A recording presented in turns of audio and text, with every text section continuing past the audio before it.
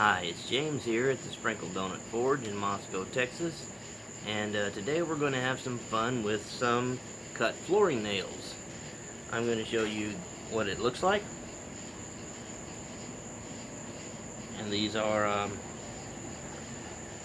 2.5 inches long, and I'm going to show you the packaging in which I bought them. It contains 49 pieces, and I gave $7 roughly American for it.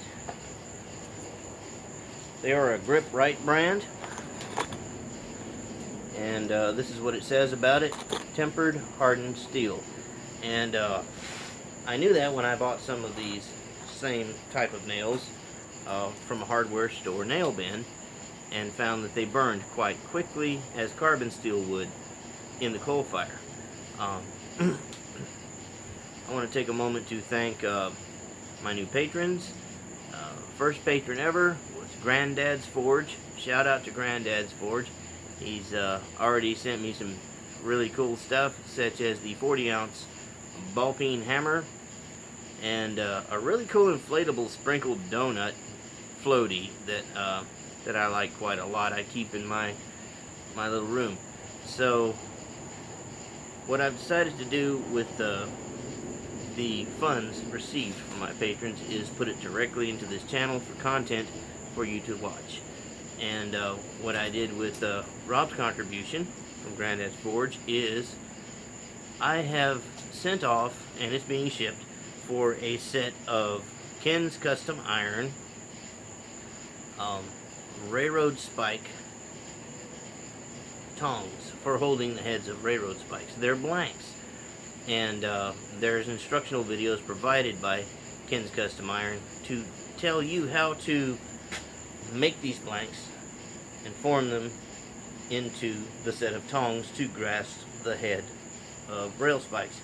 So what I'm going to do is I'm going to do that when they come in. I'm going to make a video of it, and I'm going to show you how the average country blacksmith receiving these tong blanks goes about trying to make them function as intended.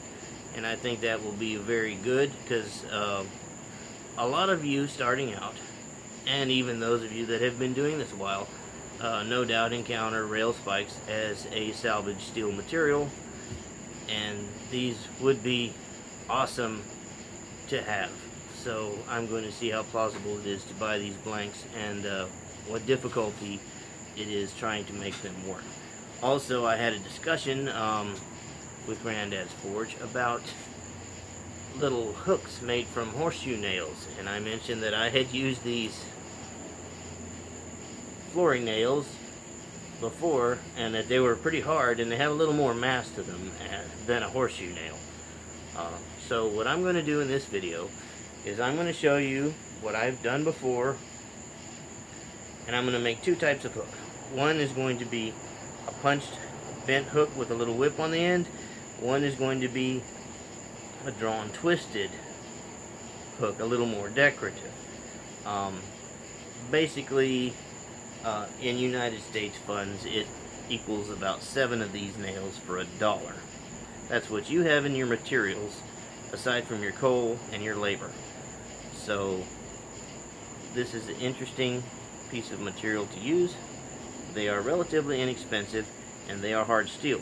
The hooks I have made with these have held a great amount of weight. So that's enough with the talking. I'm going to use this little ball peen hammer. It's about 1.5 pounds, roughly. Had no marking, so I'm just guessing. That is a piece of red oak firewood. I cut it straight grain. Red oak has a little spring to it. I'm not telling you to put red oak handles in your hammers. That's just what word I got from my great-grandfather. He told my father red oak has a little spring to it, so you can get a little better impact driving nails. Take it for what it's worth. Well, I'm going to get one of these things hot, and to handle these, I'm going to take it easy on you, and all I'm going to do is use basic flat jaw tongs. I wouldn't call these basic. These are antiques and very well made, but they are just flat jaw tongs that close nice and tight. First thing I'm going to do is heat the head portion up and flatten it out into something I can punch a hole in, and use this 3/16 inch punch to make that hole. So let's get this hot. We'll work on doing that, and I'll see you in a minute. Alright, we're going to flatten out a portion for the hole to be punched using the head of the nail. I've heated that portion.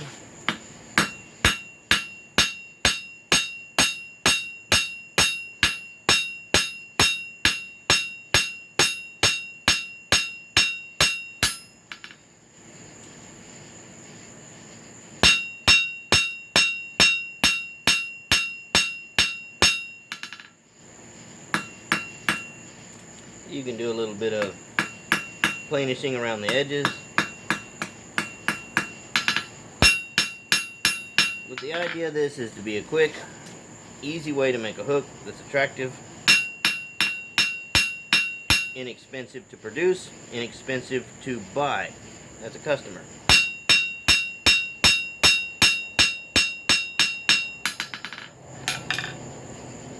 If you need to take a sight, take your punch and look, see how big the hole is going to be compared to what you're putting it in.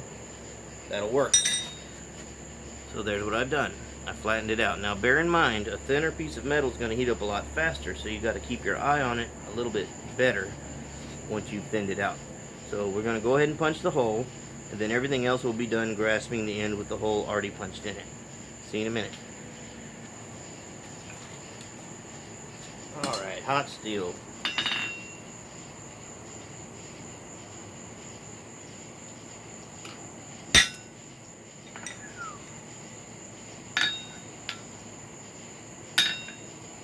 The anvil is cold.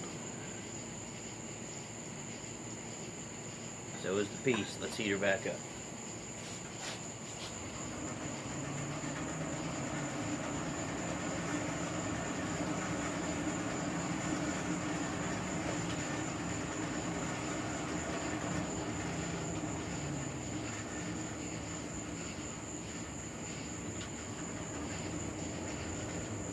Well, that didn't take long, did it? Use a bigger hammer.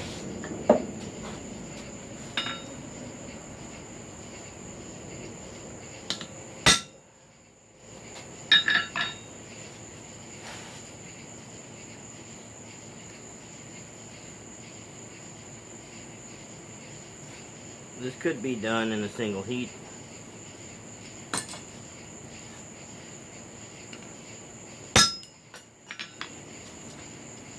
And small pieces tend to fly away on you.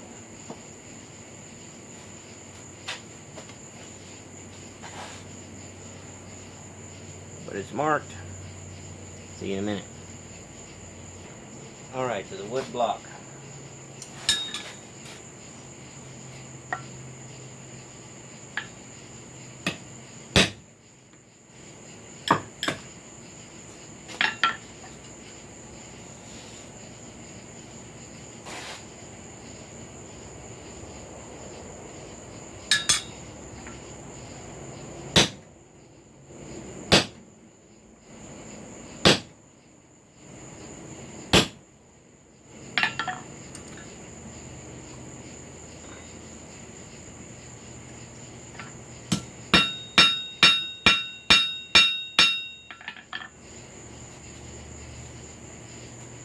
Another heat.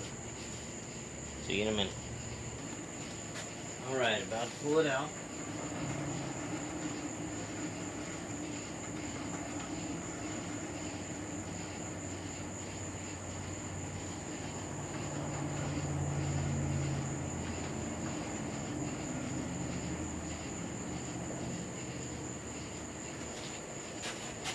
Go to the wood block.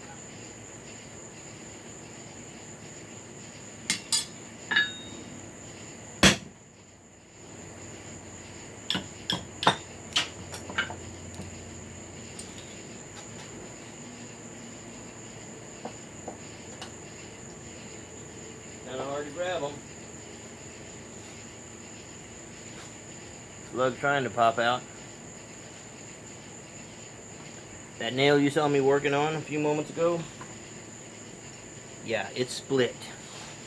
So I had to grab a new one and return it to the identical condition. so you can see me finish this.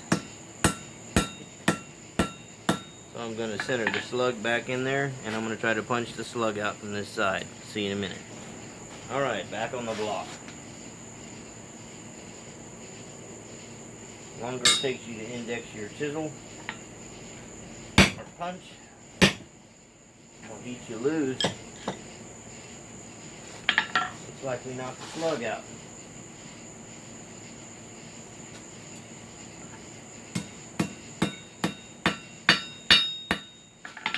We got a nice little hole. There we go. You can clean that up if you want to, but really ain't no need to. Now we're going to grasp it from the end where the hole is already punched. Put it in the fire, warm it up, and then we're going to draw this out just a bit and make it a little more pointy so we can put a little whip on it. See you in a minute.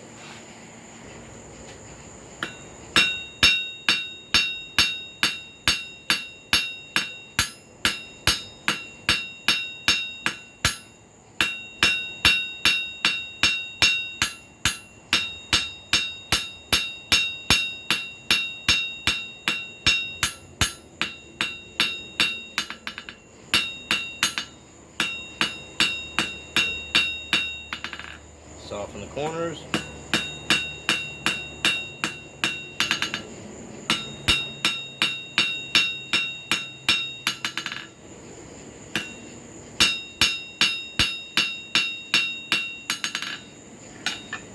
Need more heat, just on the tip.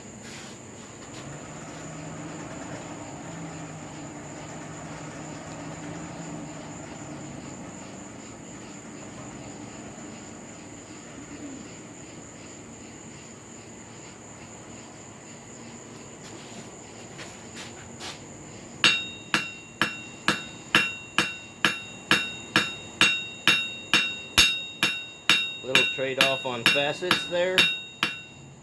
Gonna make it small.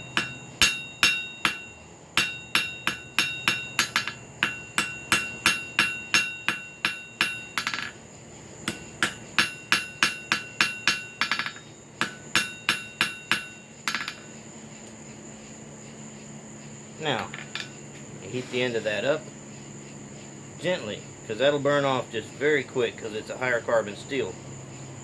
And we're going to put a little whip on it, roll it back over, and call it a hook. Stay tuned, because I'm going to show you the non-YouTube way to do this afterwards. I'm going to show you in real time, no pauses, how fast I can make a hook out of one of these nails. See you in a minute. Just over the edge, gentle taps. Tap it back towards you. Set it down at the curl you like.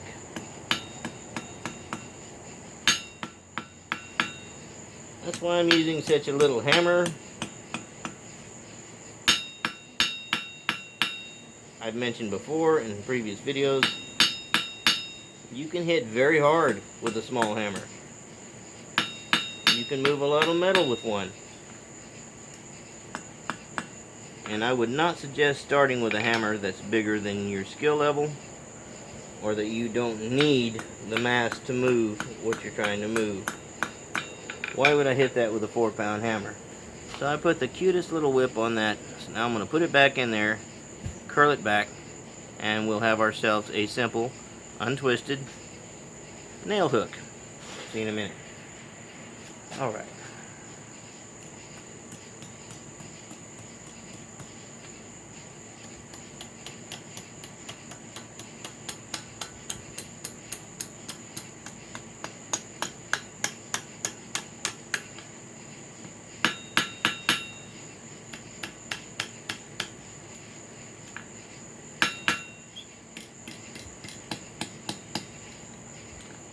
And it's all up to the artist. You can put as much curve as you want. Let's dip that little booger.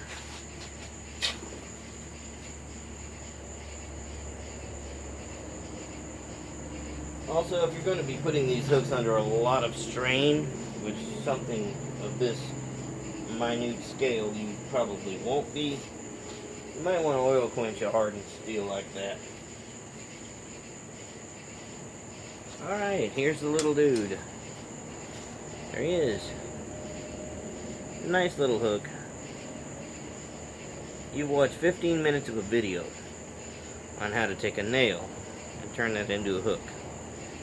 That's not very profitable for you if you're trying to sell these for a couple dollars or whatever it is you're trying to get for them. Depends on your area and the demand for such things. So I'm going to pull out a fresh nail, and we're going to take and make one of these hooks out of it. I've decided against showing you the twist just to show you what it looks like in real time, because you can actually heat that up and twist it, but that's another process, so that makes the hook more valuable.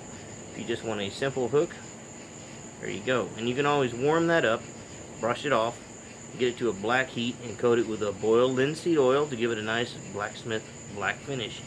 Or look up videos on blacksmith goop, stuff that you will coat your metal with. It's a mixture of different products that will give you a nice finish.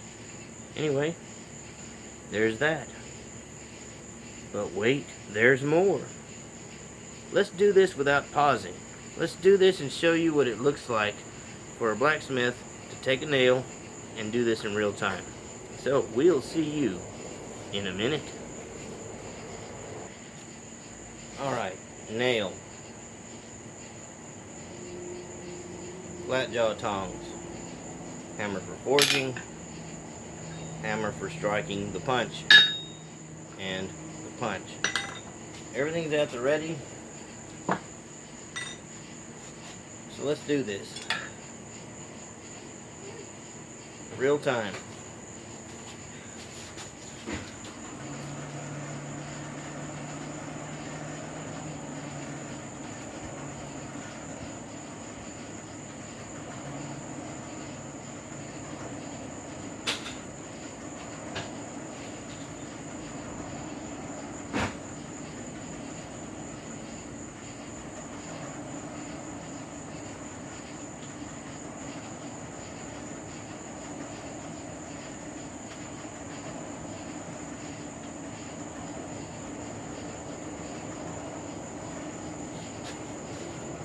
Use the big hammer, flatten it out.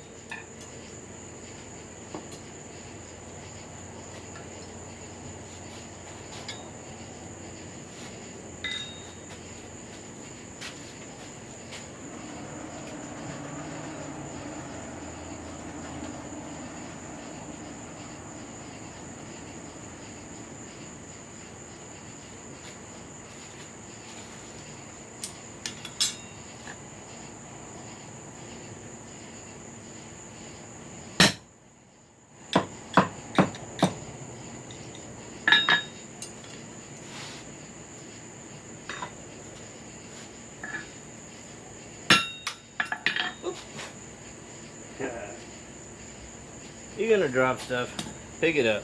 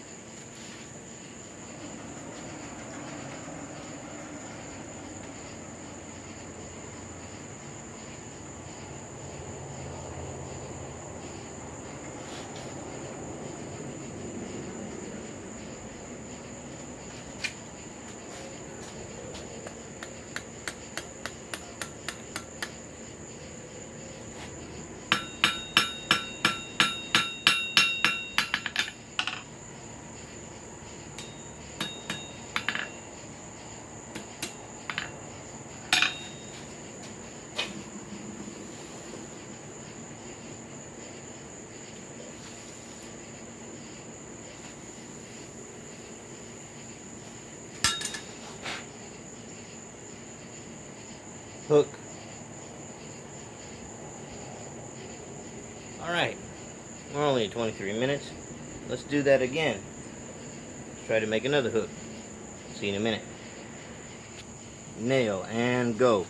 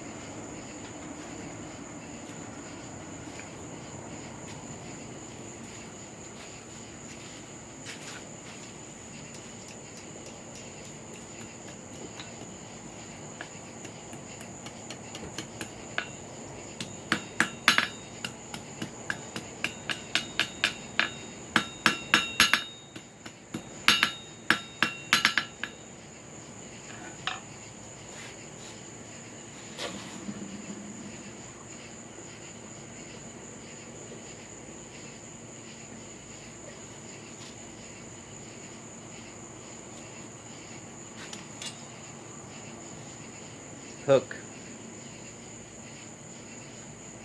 So let's get these 3 hooks in order. Take my glasses off and we'll talk about this.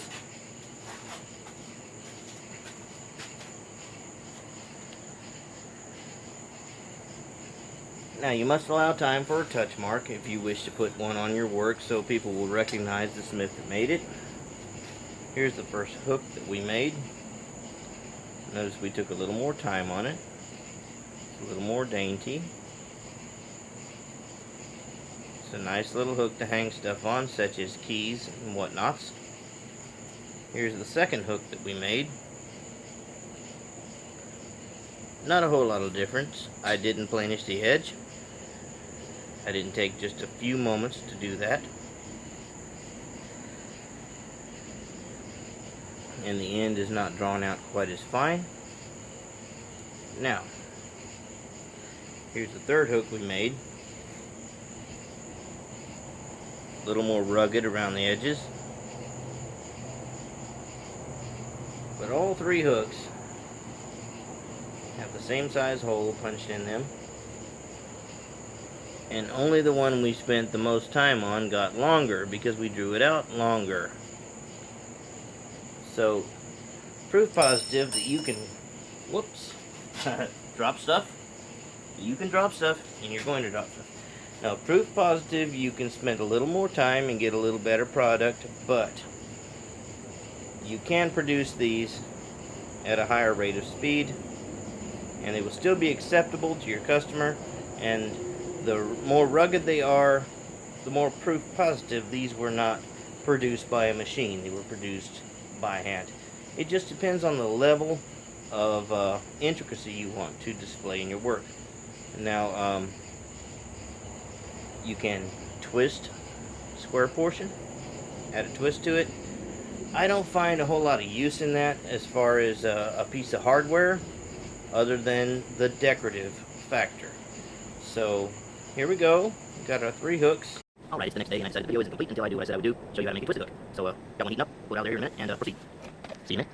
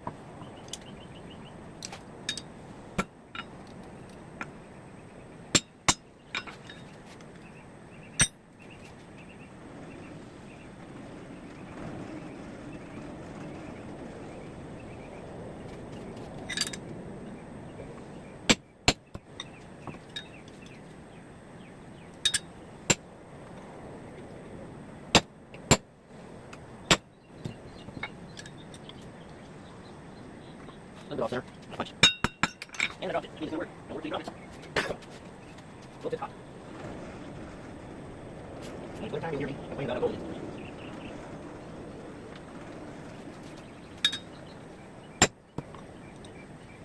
Oh, it's got a hole in it. That's good.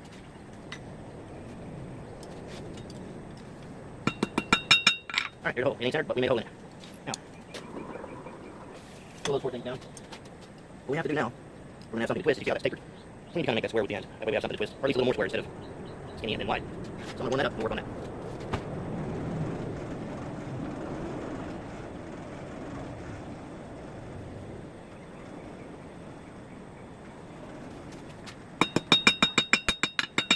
Doesn't take too much. With these type of hooks, punching the hole is really the hard part.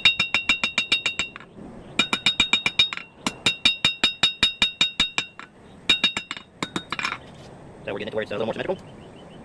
There. I think that's good for this portion. Now what I'm going to do is I'm going to go ahead and heat it up and draw that out to a little point for a little bit. Pull around.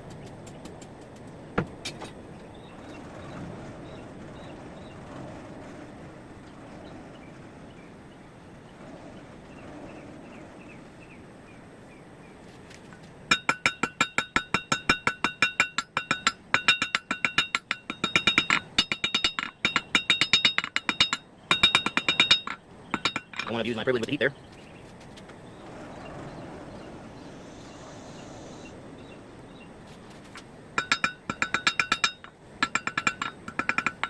And you see how tiny that is? Now we're going to whip it over and warm it up and do the twist.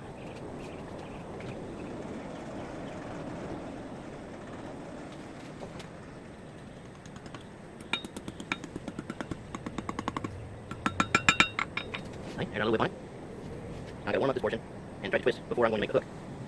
So what I'll do is I'll heat up. This part's going to be hot too. I don't want to twist it. I just want to twist up here between the swell for the punch hole and where the hook's going to start to bend. Because I don't like twists in the actual hook itself. So I'm going to isolate the heat.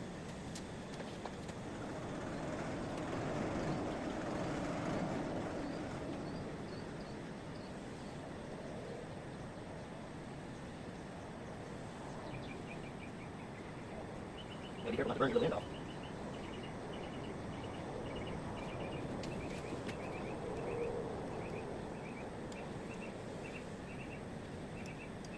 Warm that up just a little bit more. You see we're starting to get our twist.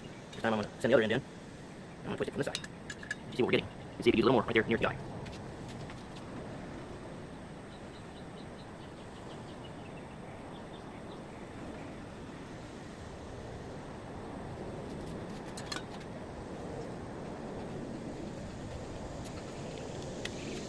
I got one. I lied, they got hot. A little bit.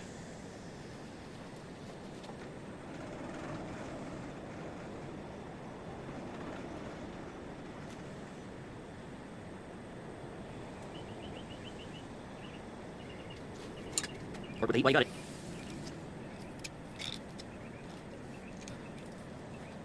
Alright.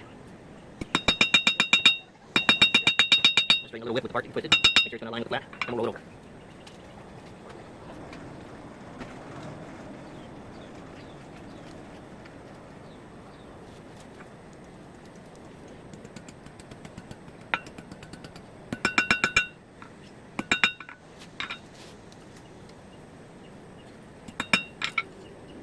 Alright, that's looking pretty good. I think I got room for a little touch mark on it. I'll go ahead and do that. Get that touch mark ready. Then we'll snap one on it, we'll call her done.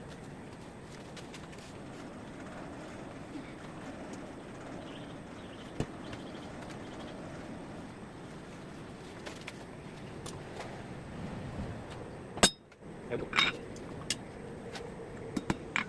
Good job.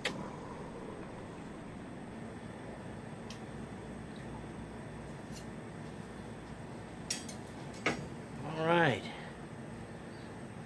Here we go. Little twisty hook. Notice that I left the throat of the hook untwisted. Got pretty close to it though. If you draw that out a little longer, you're more apt to burn it, but you can get a little more hook out of it. Anyway, it just started out as a nail. So let's go over this one more time.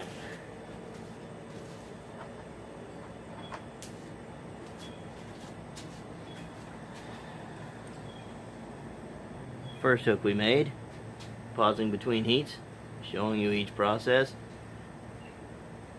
It's pretty nice. Got that tiny little whip on it. Second hook we made, a little cruder, but we made a lot better time on it. Third hook we made good time on it, but it's a little cruder yet, and the whip's not as refined. And here's our twisty hook. You can see how I narrowed this up and got it to where it was more round in profile, and you've seen what I did to it. So depends on how much time you want to invest in something. You can get a little nicer end product, and if you're trying to sell these things, take that into account when pricing them, because the longer it takes you, the more it should cost. Don't sell yourself short. Anyway,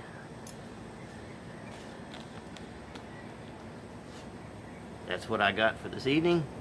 It's hot, so I am going to cool down for a bit and drink some water, which I suggest you do. If you're not sweating, you're not drinking enough water. If you're not feeling the need to urinate on a regular basis, then you're not drinking enough water. And make sure to hydrate yourself in this type of weather the day before you plan on doing anything in the heat. Plus, I will caution you against energy drinks and coffee and anything that contains caffeine or alcohol, because those are diuretics and they will dry your body up and make you lose your water. Anyway, I'm losing water right now. It's hot in here. I hope you enjoyed all this, and until next time, bye.